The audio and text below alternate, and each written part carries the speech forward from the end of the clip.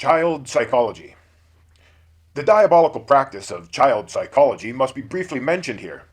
A child's psychological makeup is not developed enough to 1. Be analyzed, 2. Develop a psychosis, 3. Be tampered with. Child psychologists hurt children far more often than not because they have forgotten what it is like to be a free-thinking, imaginative child filled with boundless creative energy, just as their creator. Thus, in their dull, ignorant, and blind view of life, enslaved to their soulless modern teachings, they force a child to grow just as dull as they are. Thus, the children grow into adulthood, shackling their free minds and spirits to melancholy, whereat a psychosis is sure to develop, as they are made fit to be pacified slaves as opposed to vibrant free thinkers. It is the child psychologist who has the psychosis, one that believes children have mental problems, when the children do not fit into their belief of what is the right way to think and act. Most likely, one of this profession had no vivid and vibrant childhood because of being raised in the empty and restricted world of the need suppliers. Furthermore, attention deficit disorder is not a disorder. It is a product of today's lame and pointless society which creates no desire or incentive for children to pay attention to its senselessness. A soul finds interest in the pursuit of its creator, and in activities mimicking its creator. Thus, it must create and seek. All else is empty and futile, just as is the entire present world. Instead of these simple facts being seen by the supposed learned, these children simply become guinea pigs and income to the pharmaceutical industry, as they are drugged at a stage of rapid cell growth with amphetamines such as Adderall and Ritalin. All the while, the brilliant newscasters wonder why such chaos and murder exists in the schools. 2. Communication. Privatized media groups have become too large and influential, rarely for the good and advancement of society. These groups are owned and or influenced either directly or indirectly by corporations, mostly to advocate their sales. No different than much of modern journalism and marketing, which has mutated from an informing mechanism to a belief mechanism.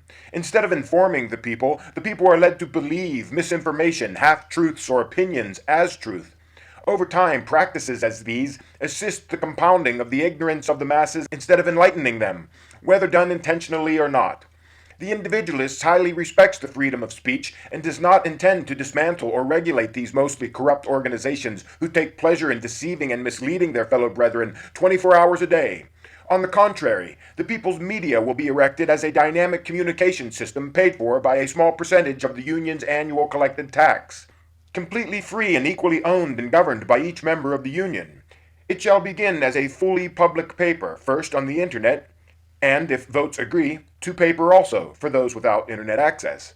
Half of the paper will have available open columns where, on a first-come, first-served basis, the people's documents will be published and express their unedited social opinions, save vulgarity, in topics chosen by the writer, from law to art, government to science. This conglomeration of multiple perspectives, stances, and beliefs will negate any possibility for bias in any subject. As opposed to written media, broadcast media has also been perverted. In the present world, there exists an overabundance of aimless RF communication, a noise, encouraging the ability to speak of meaningless and non-constructive topics, a waste of time and energy for both parties, and the system utilized to allow such mindless activity initially. 60% of all teenagers now have cell phones. 66% of all cell phone communication is mere gossip. Less than 15% of cable and radio stations are educational. Talk shows are not included as educational due to their frequently biased content borderlining on propaganda. The individualist creates a more meaningful and constructive broadcasting system as the populist media grows from a newspaper. It will be a public broadcasting system similar to the existing public broadcasting system in the U.S., except that it will be funded with a small amount of tax money. Therefore, it will be owned equally by each individual of the union whose votes and desires shall control its every action. It aims at the highest quality and method of information transfer to enlighten all of its viewers most efficiently. With superior teaching of unrestricted knowledge, great attention shall be drawn to it, lessening the use of privately funded channels that teach little or nothing and are constantly interrupted with materialistic ads. In its early stages, the populist media will broadcast a weekly program 12 hours long twice a day. Each day of the week, the entire program moves 1 hour forward. Each week, the entire program is changed. Thus, any citizen of the populace should be able to find the information they desire at the time they desire it, if not watch all 12 hours of programming. This initial channel shall present detailed practical knowledge taught rapidly and efficiently, as opposed to the supposed learning channels that use up an hour to describe something that could have been expressed in a single paragraph. A typical program lineup would be similar to this. Hour 1, science of all types. 2, art, graphic, literary, theatrical, martial, etc. 3, languages. 4, practical techniques, as homestead hands-on techniques such as foundry work, hand-wound and built generators, machining, etc. 5, philosophy, physical, metaphysical, political to divinity. 6, self-sustenance. 7, individualistic simplicity, a thorough understanding of the importance of maintaining simplicity in law, society, etc. 8, mathematics. 9, individualistic philosophy. 10, news, local and national. 11, open, for petitioned broadcast from any of the populace, from amateurs to professionals, initially on a first-come, first-served basis until significant growth is achieved, then populace voting shall determine its content. 12, also open. The populist media will eventually extend to having one channel for each of these topics, soon growing to a complete college-level course per channel. The populist media will be assisted in growth by the large entity and excess land taxes, which shall cause large communication companies to raise their bills or increase the length of commercial breaks to cover the cost of these taxes. This will cause their customers to utilize the free populist media more frequently and abandon paid programming. The loss of customers will cause communication companies to sell off their assets. The populist media will then grow by buying all of this discounted, already erected broadcasting equipment. Those companies remaining in private communication, to survive and compete with the practically free populist media, considering it comes from a small tax allocation, will necessarily be of profound skill and innovation, thus being a great benefit to their users. The populist media radio programs will be organized in much the same way. The amount and type of music, programming, and open public spots, etc., will be decided by the populace. When of sufficient size, the populist media will begin a cellular phone service. All phones will be bought at cost by the user. The service issued will be a flat amount of minutes per month, usable at any time, with calls timed in 10-second increments. There will be a fee for the service initially, but as it grows to the proper size, it will become totally free, save for the initial phone purchases and necessary tax allocations. Each user will be responsible to purchase one's own phone and will be issued a reasonable amount of minutes decided upon by the union, such as 150 minutes per month. Upon reaching the maximum, there is no overage. The connection is simply denied. One would pay for amounts over this initial equal allocation. This will pressure the existing cellular companies with the same forces which pressured the broadcasters. And in the same way, the populist cellular system will grow. With a large base of phone and cable systems, the populist media will ensure a totally free internet, and ideally, fully wireless, for the distribution of its free media and for the free use of all the union. As can be seen, individualism focuses great energy to keep all informed of all. Those who say that this is unnecessary refuse to see that the smallest amount of ill-informed people, and therefore ignorant people, is a seed for the propagation of ignorance, which is the adversary of efficient progress, and the base element of subjugation. Note, the populist media will endeavor to grow to the point where it may allocate its money to mass-produce efficiency computers, which are the very basics of a computer, able to get online and communicate, and sell them to the people lacking the ability to get online at cost. Dominating corporations of the media.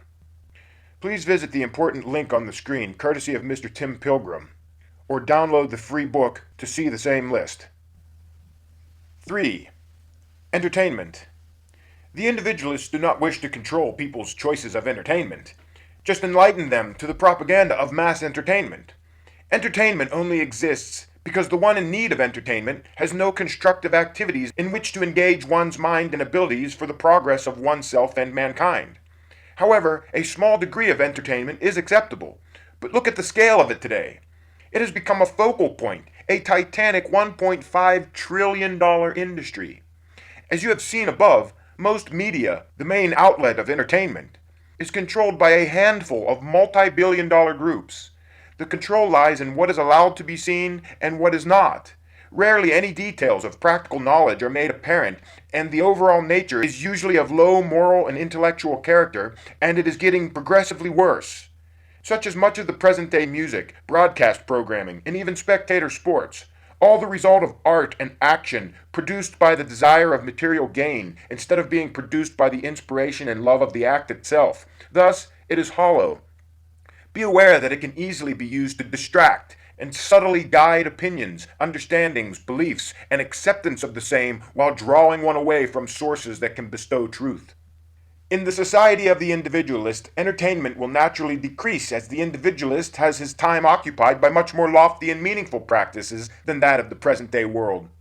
When he would desire entertainment, it would be appreciation of true artists expressing their love for their art. The individualist sees clearly the priceless value of time, and very few of them will waste this time for entertainment, or even for material gain.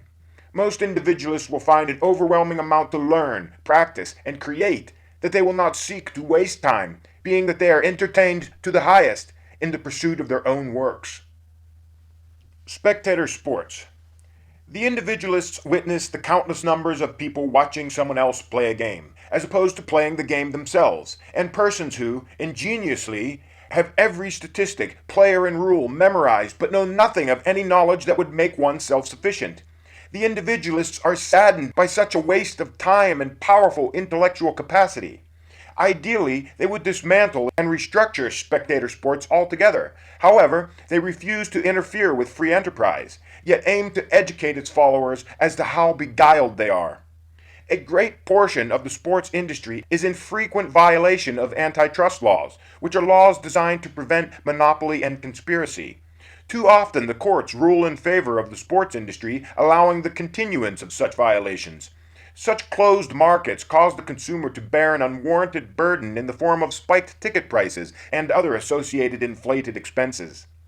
Ideally, the individualists would bust such trusts and cap all salaries at 2 times the mean average of the salary of the nation. If anything, the pioneering scientists, places of learning and instruction, etc., should be paid millions of dollars per year for the advancement of evolution, in all due respect to the athletes and their talent in their game.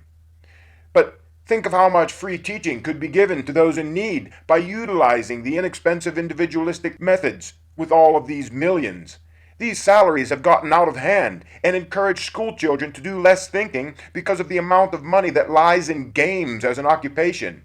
All of these monies could be utilized for far more lofty goals and necessary projects for the people, and not simply thrown away into deep private pockets. Teams should be owned by the community as well as all of the facilities.